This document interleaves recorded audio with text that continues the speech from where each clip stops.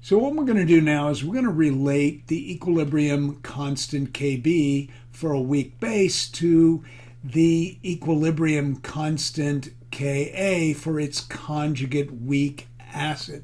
So here we have HF, and get a little ahead of myself there. Here we have HF, which is a weak acid, and it is donating a proton to water to form hydronium ion, which is the conjugate acid when water is acting as a base. Here is the conjugate weak acid when water is acting as a base, and here is the conjugate base fluoride ion when HF is behaving as an acid. It's an equilibrium reaction, so we have a Ka for this reaction. Let's flip it around. Let's treat the conjugate base of hydrofluoric acid, fluoride ion, as a weak base on the reactant side. It's going to accept a proton from water. Water now is behaving as an acid. And that gives us the conjugate acid, hydrofluoric acid, of the weak base fluoride ion, and the conjugate base of water hydroxide ion. This is also an equilibrium reaction, and that gives us a Kb. Now you remember that if I'm going to add these two reactions, that I can get the resultant sum of that reaction. We'll do that in a minute by simply multiplying the equilibrium constant for the first reaction times the equilibrium constant for the second reaction. And first of all, let's go ahead and cancel what we can. HF will cancel. They're on opposite sides, a reactant on one reaction and a product on the other. Fluoride ion will cancel because it's a reactant for one reaction and a product for the other. And so when we when we add those two together, what we get is the autoionization of water, which has the equilibrium constant Kw, and we've gotten that from multiplying Ka times Kb to get Kw. And this is very, very handy for weak acid, weak base reactions, because every weak acid has a weak conjugate base, every weak base has a weak conjugate acid, and we can determine the Ka or the Kb for the particular reaction by simply solving for it. So for instance, Ka will equal Kw divided by Kb, and Kb will equal Kw divided by Ka. All right, so this is a very useful result. We're going to use it quite a bit.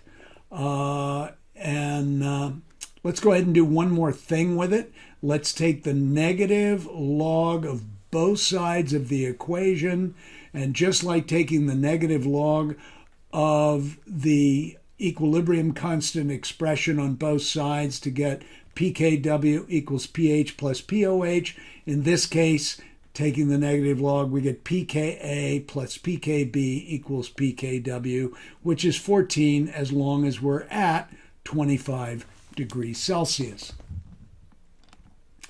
Okay, so we've got a problem here, and it just says, and it's just a simple quiz asking us to understand the Ka-Kb relationship, and all you need to remember is Ka times Kb is equal to Kw. In this case, we want to know the Kb for the conjugate base of acetic acid. So for instance, here is acetic acid, HC2H3O2 in equilibrium with H plus, a partial ionization, plus acetate C2H3O2 with the -1 charge. Now, we have the Ka for acetic acid, which is our weak acid.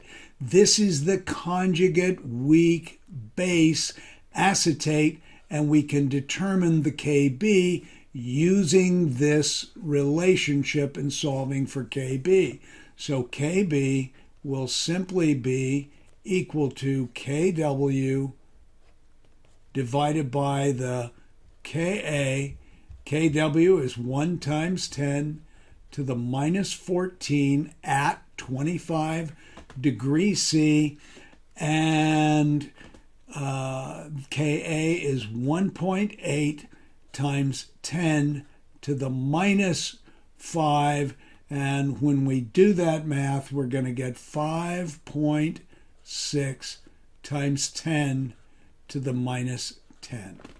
And that gives us D as our answer.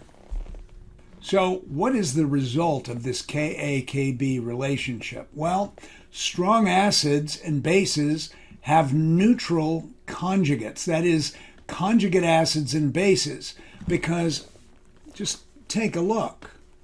If Ka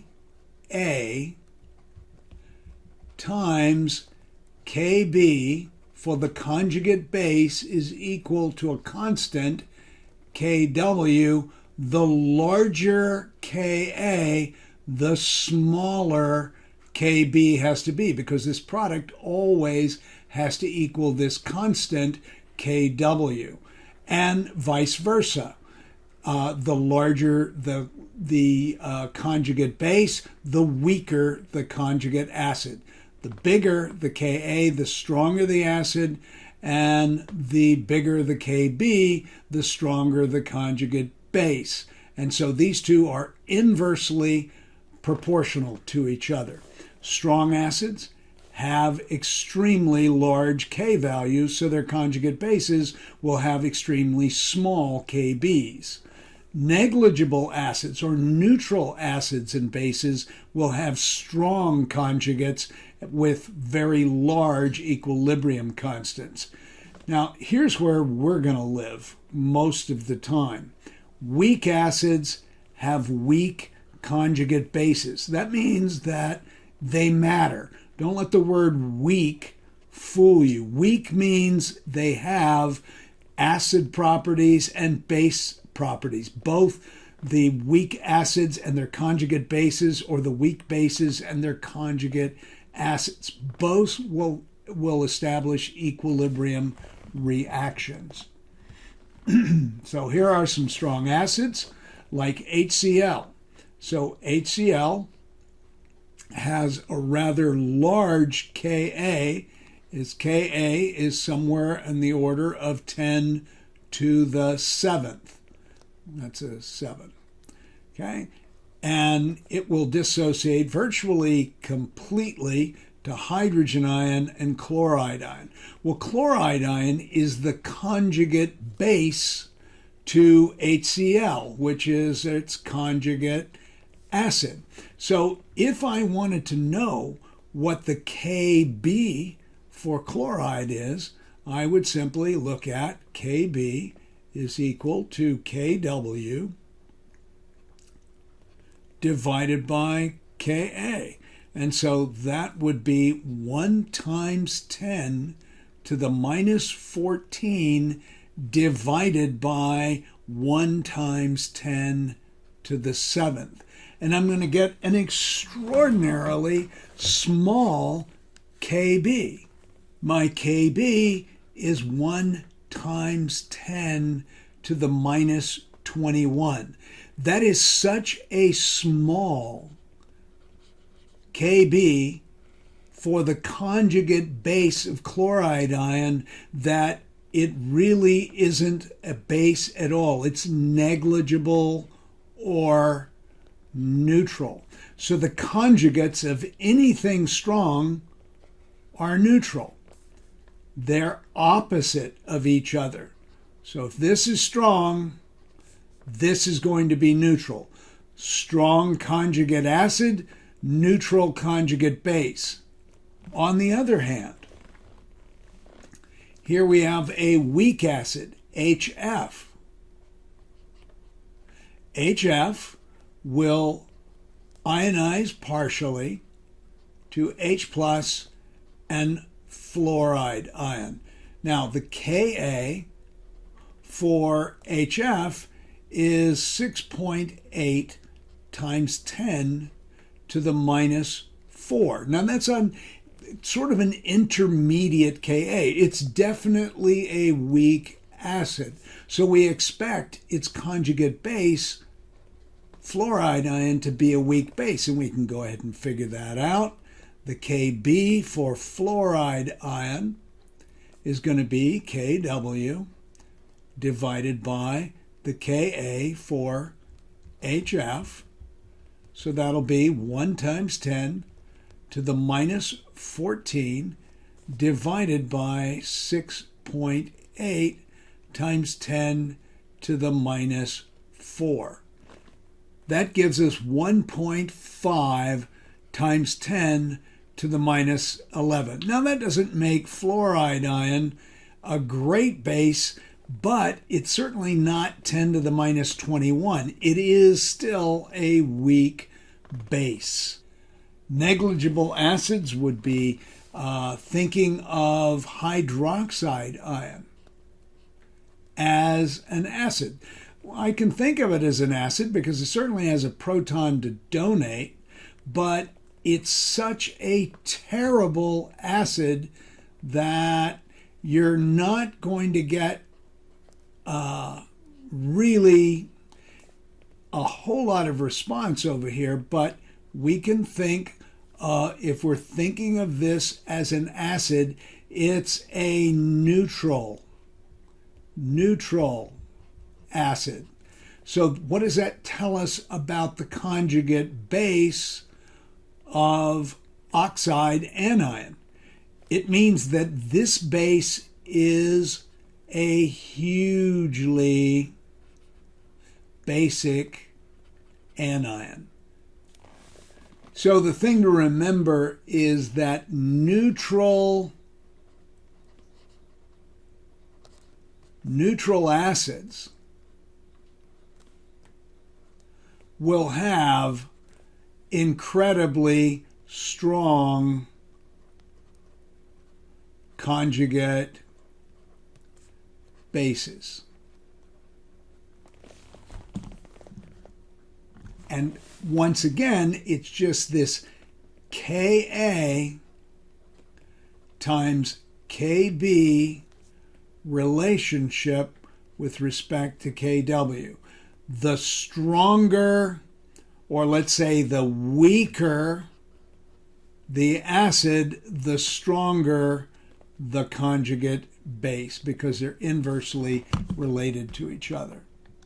So conjugate acid-base pairs, here is chlorous acid. It's got a Ka of 10 to the minus 2 and a Kb for the chlorite anion of 10 to the minus 13. HF, we're getting weaker on the acid side, 10 to the minus 4. Here's 10 to the minus 11 for fluoride ion, the conjugate base. Acetic acid, 10 to the minus 5, even weaker. Acetate, it's getting to be a stronger conjugate base. Because remember, as the Ka on this side goes down, the Kb's are going up for the conjugate bases. What happened to my... Okay, so that's just that Ka times Kb equals Kw relationship. They're inversely proportional. As Ka goes down, the conjugate base gets stronger. The Kb goes up. Here's relative strengths of acids and bases. You can simply look at this. These are all strong acids. They have neutral conjugate bases. And over here you have negligible or neutral acids. Their conjugate bases are incredibly strong. And this is where we'll live in the middle of this table. Our focus will be in the center section where we have weak acids and weak conjugate bases with moderate Kb's. Polyprotic acids, these guys can dissolve twice. I'll just be real quick about it. Only the first proton is let's say for sulfuric acid, is really strong. So when we're trying to calculate the pH of a polyprotic acid, most of the time the only proton we need to worry about is Ka1. That's the first proton.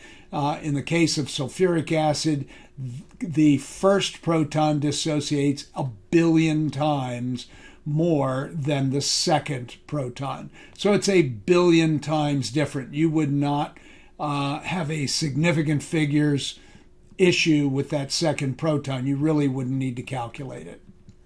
So only worry about Ka1. Okay, so here are Ka values for some polyprotic acids. Okay, oxalic, sulfuric, phosphoric, and just look at the magnitude of the Ka1s. The first protons are the only ones you need to worry about. You don't need to worry about the second or the third protons in this course. So for this particular quiz, the following Ka values are found for phosphoric. The only Ka you need to worry about is 7.2 times 10 to the minus 3. That's Ka1.